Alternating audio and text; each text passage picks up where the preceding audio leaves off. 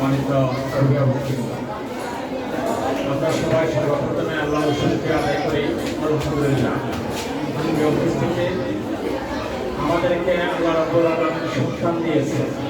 পৃথিবীতে অনেক মানুষ আছে তাদের সন্তান নাই, যার সন্তান নাই সে বুঝে সন্তান না থাকার কি কষ্ট। অনেকে একটা সন্তান পাওয়ার জন্য ডাক্তারের কাছে যায়, অনেক টাকা খরচ করে, এরপরে একটা ছেলে বা মেয়ে পায়। এই যে আল্লাহ আমাদেরকে সন্তান দিয়েছে, এজন্য আমরা শুকর আদায় করি আলহামদুলিল্লাহ। এরপরে সবার ইচ্ছা থাকে আল্লাহ যে আমাকে সন্তান দিয়েছে, সন্তানটাকে আমি মানুষের মতো মানুষ করব। সন্তানকে মানুষ করার জন্য শিক্ষা প্রতিষ্ঠানে পাঠানো হয়।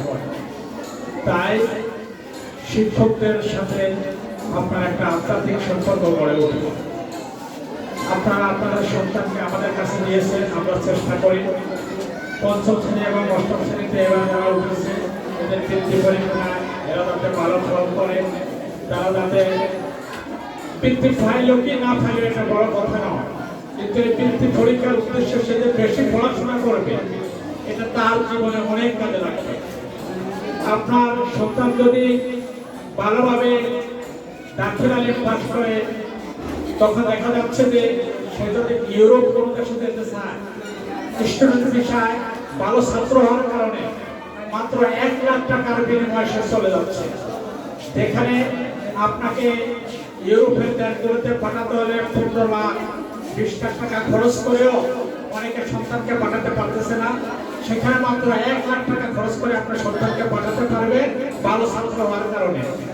তাই আপনাদের প্রতি আমার উদাত্ত আহ্বান, সর্বোপরি আপনার সন্তান যদি ভালো ছাত্র হয়, সুসন্তান হয়, আদর্শ ছাত্র হয়, ভালো চরিত্রবান হয়, এই ছেলেটা এই মেয়েটা আপনার বেহেশতে যাওয়ার জন্য একটা কারণ হয়ে দাঁড়াবে।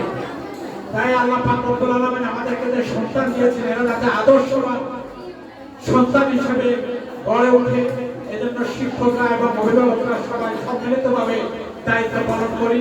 সবাইকে আহ্বান জানিয়ে আরো সচেতন হওয়ার জন্য আহ্বান জানিয়ে আমার কথা শেষ করছি। আল্লাহ হাফেজ।